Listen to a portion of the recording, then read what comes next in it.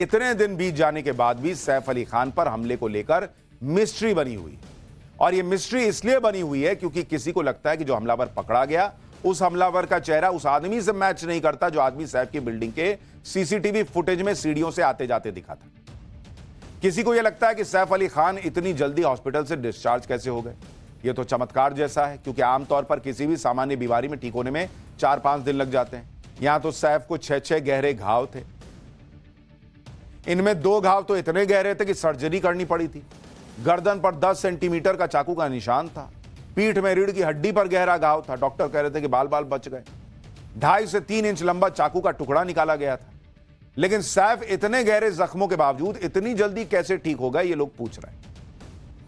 सैफ जब हॉस्पिटल से निकले तो जिस अंदाज में वो निकले उसे देखकर लोग दंग रह गए। अस्पताल से निकलकर हाथ हिलाकर लोगों का अभिवादन कर रहे थे। एकदम फिट नजर आ रहे थे। वैसे तो ये अच्छी बात है कि सैफ पूरी तरह से ठीक दिख रहे हैं, लेकिन इस वीडियो को देखने के बाद सैफ पर हमले को लेकर नई नई बातें फिर से होने लगी। नेता नगरी में भी इसकी बात शुरू हो गई। महाराष्ट्र के चर्चित नेता संजय निरुपम ने इसी को लेकर खुलकर बात की और कह दिया कि डॉक्टरों के मुताबिक सैफ अली खान की पीठ में 2.5 इंच अंदर तक चाकू घुसा था। सैफ का लगातार 6 घंटे ऑपरेशन चला था और यह सब 16 जनवरी की बात है। आज 21 जनवरी है। संजय निरुपम ने लिखा कि इतना फिट सिर्फ 5 दिन में, कमाल है। वैसे आज की डेट में मेडिकल साइंस इतना आगे बढ़ चुका है कि इतने गहरे घाव के साथ 5 दिन के अंदर सैफ का ठीक हो जाना ये कोई बहुत बड़ी बात नहीं है। लेकिन लोग इस बात को समझते नहीं क्योंकि लोग तो ये जानते हैं कि यहां बुखार में भी किसी को अस्पताल में एडमिट कराओ तो डिस्चार्ज होने में 4-5 दिन लग जाते हैं, जबकि यहां तो 2.5 इंच चाकू तो सैफ की पीठ में धंसा रह गया था। फिर भी सैफ बड़े आराम से 5 दिन में हॉस्पिटल से घर चले गए।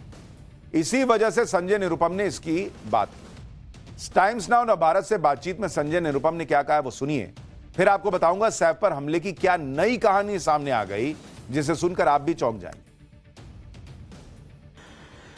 देखिए, डॉक्टर लोगों ने जिस प्रकार का बयान दिया था उस घटना के बाद, उसके हिसाब से सैफ अली खान के पीठ में 2.5 इंच चाकू घुस गया था और उनका ऑपरेशन 6 घंटे तक चला था।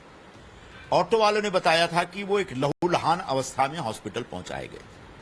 ऐसे में कोई व्यक्ति 16 तारीख की एक घटना है और उसके 4 दिन के अंदर इतना स्वस्थ होकर लौटता है तो ये कमाल ही लगता है मुझे। उनकी चलने की स्टाइल पे नहीं, चलने की स्टाइल वगैरह तो ठीक है, वो फिल्म एक्टर है, अपने स्टाइल से चल सकते हैं। क्या कोई आदमी इतना जल्दी रिकवर हो सकता है? डॉक्टरों ने जो वर्जन दिया उसको देखते हुए अगर इतनी बुरी तरह से वो घायल थे तो 4 दिन के अंदर इतना जल्दी रिकवर हो सकता है? ये एक बड़ा प्रश्न है। हाँ, मुझे मालूम है सैफ अली खान फिजिकली फिट हैं, जिम जाने वाले हैं, तो क्या उनका जो इम्यूनिटी सिस्टम है इतना मजबूत है? इस सवाल का जवाब डॉक्टरों को भी देना पड़ेगा, मेडिकल सेक्टर को भी देना पड़ेगा। क्या हमारे मेडिकल सेक्टर में इतनी तरक्की हो गई कि 4 दिन के अंदर आदमी इतना स्वस्थ हो सकता है? संजय निरुपम जो बात कर रहे हैं वो बात किसी के भी दिमाग में आ सकती है कि सैफ अली खान पर इतना बड़ा हमला हो गया, 5 दिन के अंदर पूरी तरह से फिट कैसे हो गए। अब भले ही ये मेडिकल साइंस में मुमकिन है, लेकिन कुछ लोगों के मन में जो डाउट है वो डाउट इसलिए है क्योंकि सैफ अली खान पर हमले के मामले में पहले दिन से ही रहस्य बना हुआ है। हर दिन यह रहस्य गहरा जाता है, हर दिन नई थ्योरी सामने आती है और यह सब अब तक चल रहा है। लोग इसलिए इन कॉन्स्पिरेसी थ्योरीज की बात करने लगते हैं क्योंकि लोगों को लगता है कि सैफ अली खान इतने बड़े एक्टर हैं, इतने पैसे वाले हैं, उनके घर में दसियों नौकर चाकर होंगे, फिर भी एक आदमी उनके घर में घुस जाता है, सैफ को चाकू मार देता है, भाग भी जाता है। यह सब कैसे हो गया? और फिर सैफ को ऑटो में अस्पताल जाना पड़ता है। इसलिए लोगों को सैफ के घर पर हमले की कहानी हजम नहीं हो रही। ये बातें पहले दिन से ही हो रही हैं कि सैफ के घर में इतने लोग थे, किसी को क्या भनक तक नहीं लगी कि कोई उनके घर में आ गया है और सैफ को चाकू मारकर चला गया। लेकिन अब ये नई बातें पता चल रही हैं कि हो सकता है कि सैफ के घर के नौकरों में ही किसी का कोई खेल हो, क्योंकि टाइम्स नाउ भारत को मुंबई पुलिस के सूत्रों से पता चला है कि मुंबई पुलिस को सैफ के स्टाफ में शामिल 4 मेल सर्वेंट्स की भूमिका पर शक है। सूत्रों के मुताबिक ये चारों मेल सर्वेंट्स सैफ पर हमले के वक्त घर में मौजूद थे। सूत्रों ने खुलासा किया कि चारों मेल सर्वेंट्स ने सैफ को बचाने की कोशिश नहीं की। शोर शराबे की आवाज सुनकर एक मेल सर्वेंट जो है वो छिप गया, जबकि बाकी तीनों ने भी सैफ को बचाने की कोशिश नहीं की। इस खुलासे की पुष्टि सैफ के बेटे जहांगीर की केयरटेकर नर्स एलियामा फिलिप के उस बयान से भी होता है जो सैफ पर हमले के वक्त सैफ के घर पर ही मौजूद थी। उसने ही हमलावर को सबसे पहले देखा था। धक्का मुक्की के दौरान हमलावर ने नर्स फिलिप को भी ब्लेड से मारने की कोशिश की थी, जिससे उनकी कलाई और उंगलियों पर चोटें आई। एलियामा फिलिप ने पुलिस को जो बयान दिया, उसकी एक्सक्लूसिव डिटेल्स नवभारत को पता चली। एलियामा फिलिप ने अपने बयान में उन चारों मेल सर्वेंट्स की भूमिका का जिक्र किया जो हमले के वक्त सैफ के घर में मौजूद थे। नर्स फिलिप ने बयान में बताया कि हमले के वक्त सैफ के घर पर कुल 7 हाउस हेल्प मौजूद थे, जिनमें 3 महिला और 4 पुरुष थे।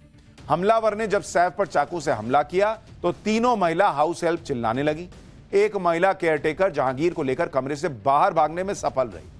महिला केयरटेकर ने पास में सो रहे रमेश, हरी, रामू और पासवान को जगाया। एक पुरुष कर्मचारी घर के अंदर छिप गया। 3 ने कोई प्रतिक्रिया ही नहीं दी। अब सवाल यह उठता है कि 4 पुरुष कर्मचारी हमले के वक्त सैफ के घर में मौजूद थे, इसके बावजूद सैफ पर हमला करके इकलौता हमलावर भाग गया। इसलिए शक लोगों को हो रहा है कि क्या है सच्चाई। कहीं सैफ पर हमले में इन चारों मेल सर्वेंट्स की कोई भूमिका तो नहीं है, क्योंकि नर्स एलियामा फिलिप ने पुलिस को जो बयान दिया उसमें बताया कि उसने हमलावर को तकरीबन 2 बजे घर के अंदर देखा। करीब 2:10 के आसपास हंगामा सुनकर सैफ और करीना आए।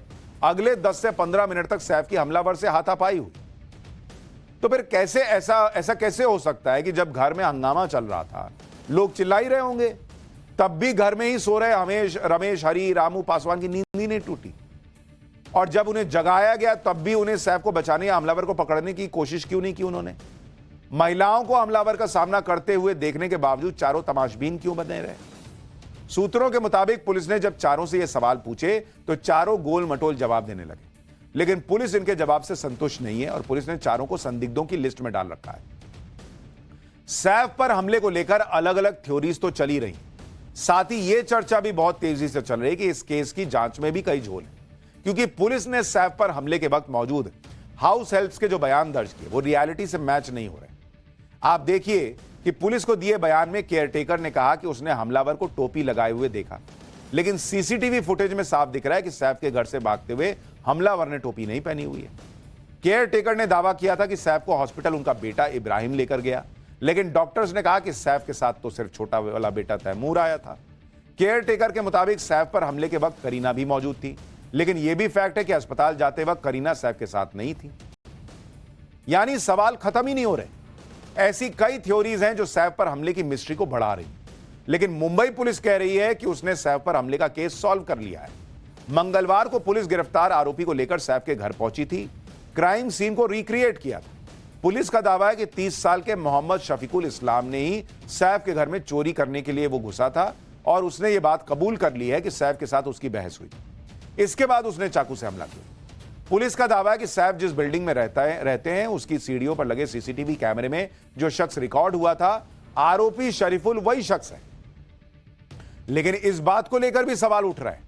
सोशल मीडिया पर थ्योरी दी जा रही कि पुलिस ने जिस शख्स शरीफुल को गिरफ्तार किया उसका तो चेहरा ही सीसीटीवी में जो व्यक्ति दिख रहा है, जो संदिग्ध दिख रहा है, उससे मैच नहीं हो रहा।